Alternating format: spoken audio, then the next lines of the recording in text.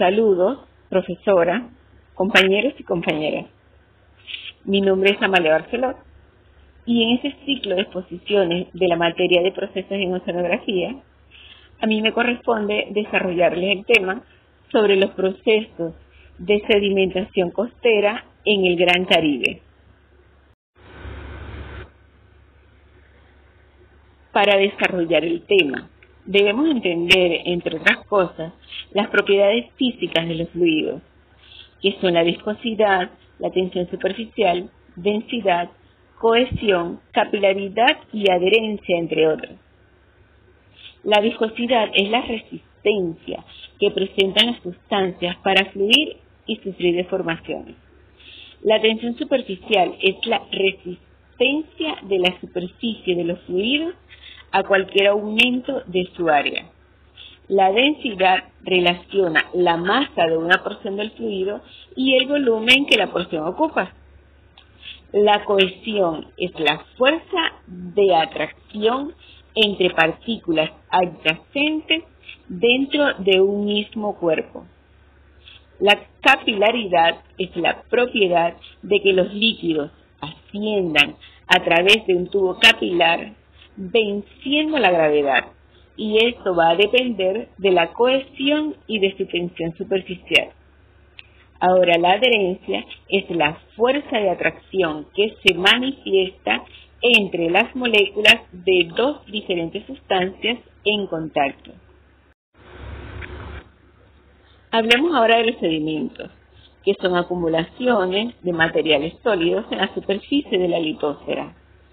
Son fragmentos que se originan por la erosión y alteración de las rocas superficiales, de restos orgánicos o sustancias que precipitan. Pero, ¿cómo se originan los sedimentos? En la figura central pueden observar cómo se erosionan las rocas por una serie de factores físicos, químicos y a veces biológicos, que son transportados por la lluvia, por escorrentía, por los vientos, depositándose en el mar. Ahora, ¿cómo se clasifican los sedimentos?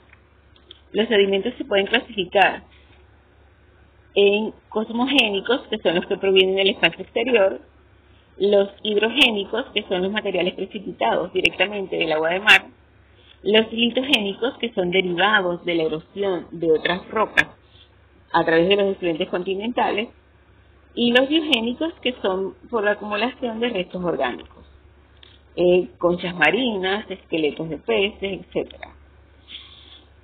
En las figuras laterales, que hay 4, se pueden observar diferentes tipos de sedimentos. En el ciclo geológico de la roca se observa cómo se originan los sedimentos y cómo a su vez, a partir de ellos, se derivan las rocas por procesos físicos. Esto se puede observar más rápido en los sedimentos que están en la represa, donde la sedimentación a veces es tan grande que alivian la represa y pueden encontrar muchísimas capas de sedimento que por la presión también del agua en ese lugar se compacta y se convierten en roca. Pero claro, necesitan más presión y más paso del tiempo para poderse hacer fuertes, pues. Y luego van a ser erosionadas por los factores físico-químicos y se convierten otra vez en sedimentos, pues.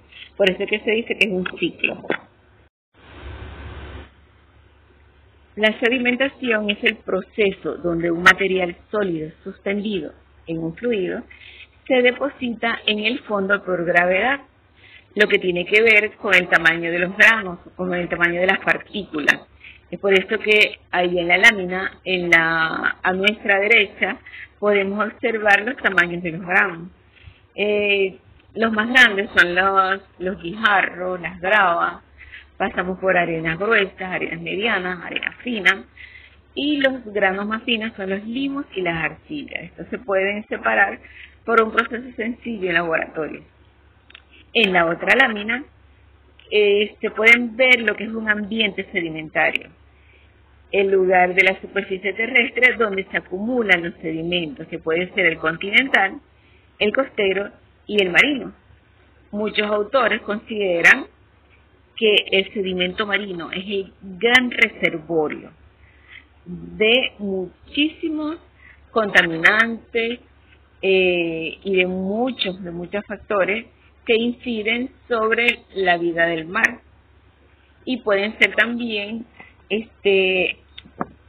una gran matriz que nos puede enseñar todo lo que ha pasado por muchísimos años en nuestro planeta. Para que exista sedimentación debe haber un transporte de esos sedimentos, y este es un proceso muy importante que determina si la costa está erosionándose, si está creciendo o es estable. En el transporte de los sedimentos influyen las corrientes, los vientos y las mareas. Aquí observamos cómo el continente se va erosionando lentamente. Los sedimentos son transportados al mar, arenas, arcillas y gravas, que luego se sedimentan haciendo menos profundo el fondo marino. ¿Cómo se transportan las partículas?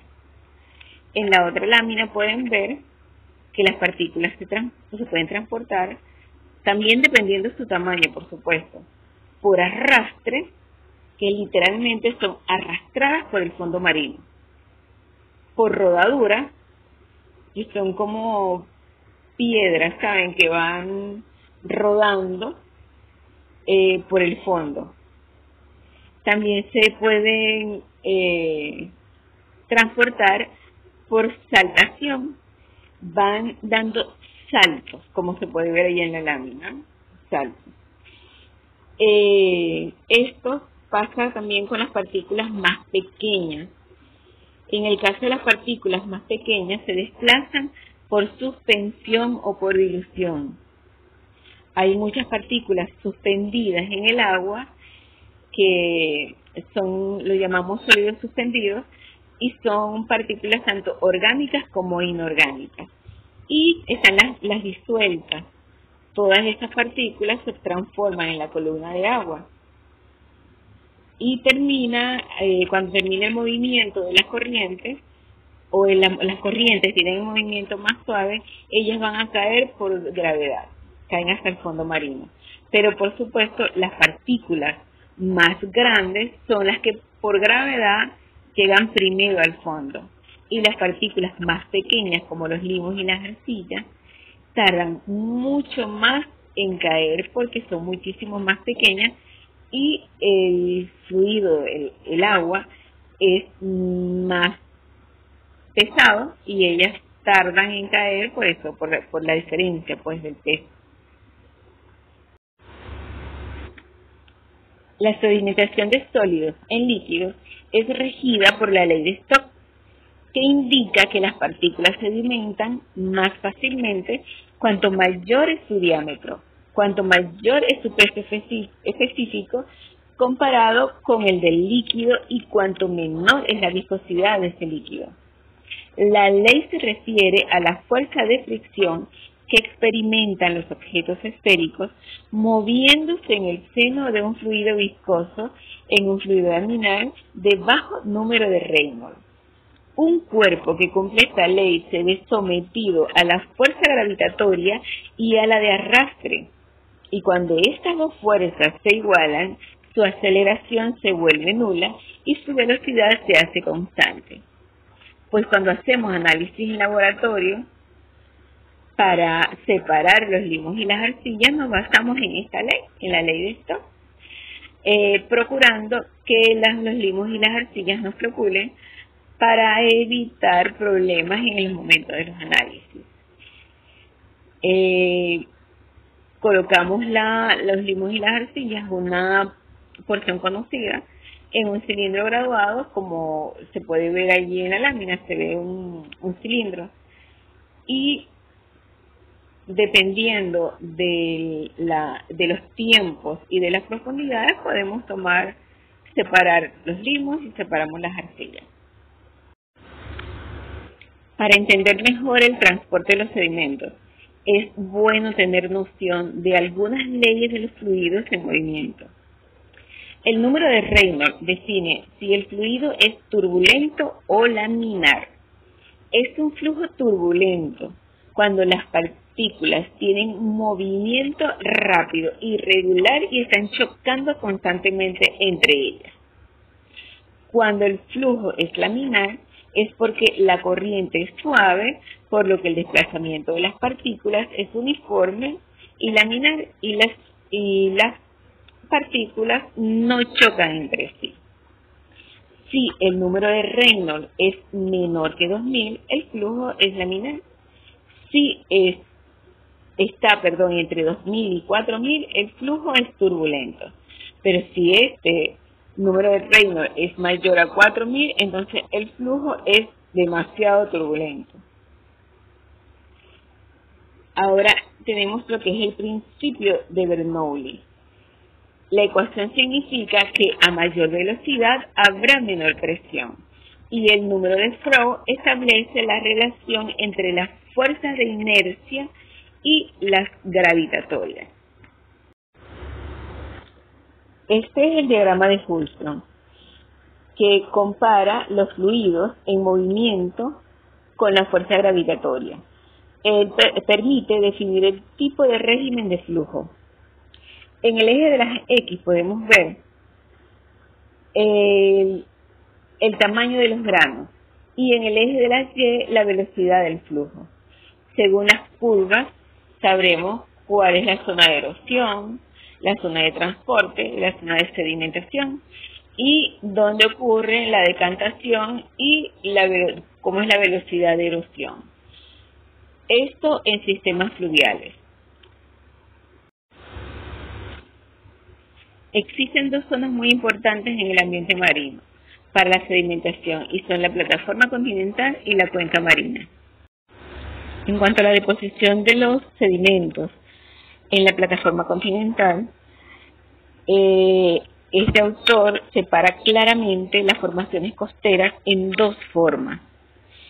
Una forma debido a la erosión, que la estamos viendo en verde, y son acantilados, arcos y cuevas. Y otra formación que es debida a la sedimentación. Estos son los tómbolos, las flechas, las barras, las playas, las albufas y las marismas, y las estamos viendo de color rojo. Teniendo ya noción general de los procesos de sedimentación, ahora nos preguntamos, ¿qué es el Gran Caribe? Bueno, el Gran Caribe, en el Océano Atlántico, es considerado, según algunos autores, uno de los mares marginales más grande que el Golfo de México en superficie y el mar Mediterráneo en volumen. Su cuenca se puede dividir en 5 subcuencas principales que, ordenadas de este al noreste, son Granada, Venezuela, Colombia, Caimán y Yucatán. El Gran Caribe está conformado al este por las Antillas Menores, por Puerto Rico, República Dominicana y Haití, y al sur con Venezuela, Colombia y Panamá. Al oeste por Costa Rica, Nicaragua, Honduras, Guatemala y Belice. Al norte con la península de Yucatán y el Golfo de México. Del sistema de corrientes del planeta, por el Mar Caribe se desplazan la corriente ecuatorial del sur y la corriente ecuatorial del norte, la cual se bifurca antes de llegar al Mar Caribe, pasando parte por el este de las Antillas Menores, recibiendo el nombre de corriente de las Antillas, según algunos autores. La corriente que entra al Mar Caribe fluye de este a oeste.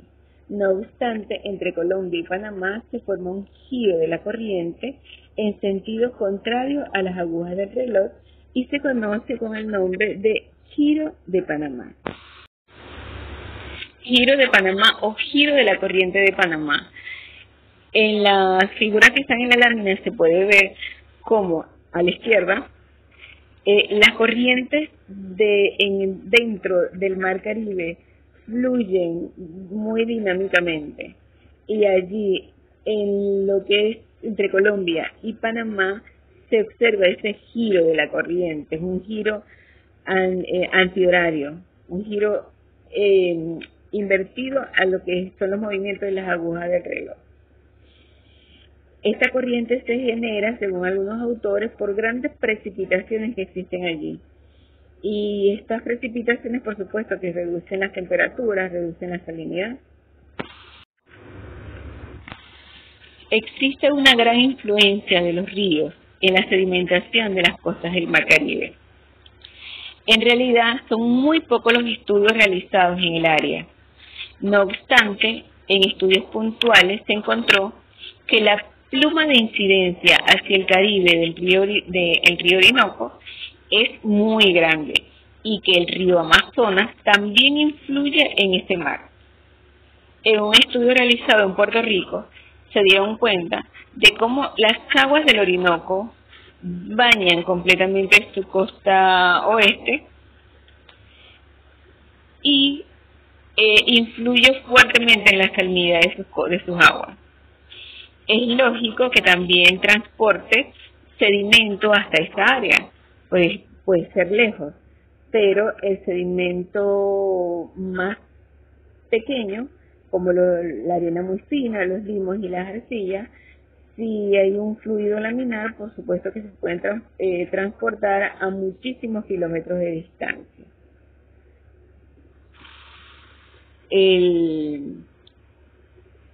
La pluma del Orinoco también baña todas las costas de Venezuela y en algunos años, algunas veces se ha considerado por algunos investigadores que este río puede influir incluso en las costas de casi toda Centroamérica, incluyendo la parte de México, Yucatán.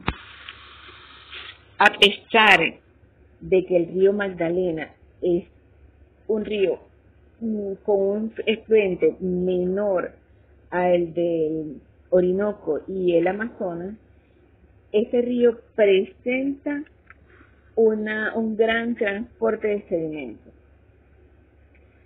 Él ocasiona un grave problema de sedimentación en el puerto de Barranquilla. Este puerto debe ser dragado constantemente. Algunos autores expresan que es porque existe gran erosión en las riberas del río por deforestación. Son muchísimos los ríos que desembocan en el Mar Caribe y de una u otra forma ellos inciden en los perfiles costeros de toda la región. La Oficina Nacional de Administración Oceánica y Atmosférica, en su versión del año 2013, presenta las capas de sedimentación marina en todo el planeta, de donde se deduce una gran sedimentación en la mayor parte del Caribe, lo que podría ocasionar graves consecuencias. En relación a la sedimentación, Durkiewicz y colaboradores en el año 2017 realizaron una predicción del espesor de los sedimentos de todo el planeta. Y además hicieron lo que es la tasa de sedimentación, incluyendo la de los ríos. Calcularon la tasa de sedimentación y en relación a nuestro Mar Caribe, se observó mayor rango de sedimentación en las costas venezolanas y en Colombia.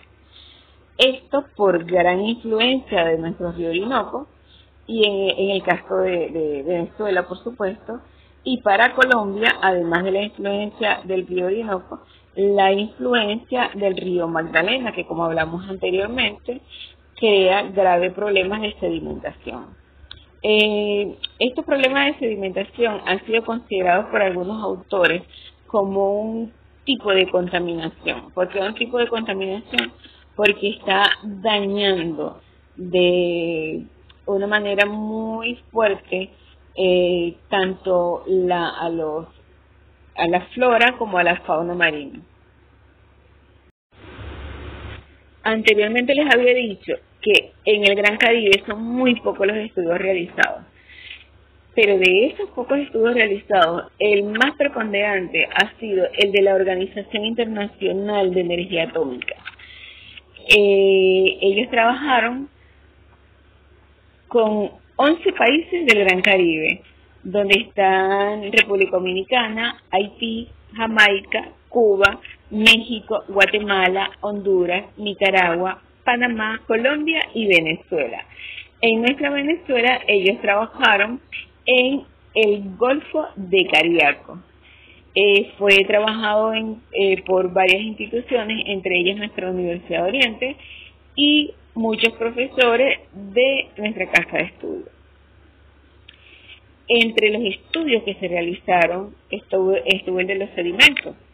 Allí ellos encontraron que las costas que rodean el Mar Caribe están recibiendo cada vez más descargas de material desde los campos y ciudades, lo que principalmente amenaza el turismo, la pesca y la biodiversidad.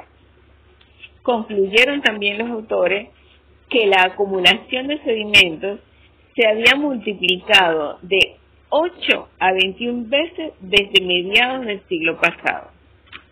También concluyeron que Honduras, México y Venezuela presentan las mayores tasas de acumulación. Los sedimentos que incluyen desechos domésticos, industriales y agrícolas y los componentes que generan la erosión de los suelos pueden incidir en la disminución de capturas de especies y el desplazamiento de ellas. La mayoría de los aumentos de los sedimentos son atribuidos a la erosión continental, que puede estar relacionada con cambios en el uso de la tierra en las cuencas de los principales ríos. Esto puede ser por deforestación, también puede ser por las minas, por actividades de minería, que en algunas veces se hace de forma descontrolada, porque las personas están pensando nada más en el provecho que puedan sacar inmediatamente y no piensan en el futuro, en el daño que le están haciendo a la naturaleza. En algunas costas del Caribe también se presentan problemas de erosión de las playas. Y aquí vemos como ejemplo lo de la erosión que se produce en Playa del Carmen, en México. En los estudios que hizo la Organización Internacional de la Energía Atómica y los países del Caribe, se encontraron datos muy interesantes, por lo que los científicos creen que debería haber otra etapa de la investigación que permita analizar cómo se conecta la acumulación de los sedimentos en distintas zonas geográficas. Deben también poder señalar cómo inciden las mareas, los vientos, las corrientes y los ríos en el transporte de estos sedimentos a las áreas de mayor riesgo. Por su atención y esperando que mi intervención pues les haya ayudado a comprender más sobre el tema, muchísimas gracias. Y estoy a la orden por si tienen algunas preguntas o algunas observaciones del tema.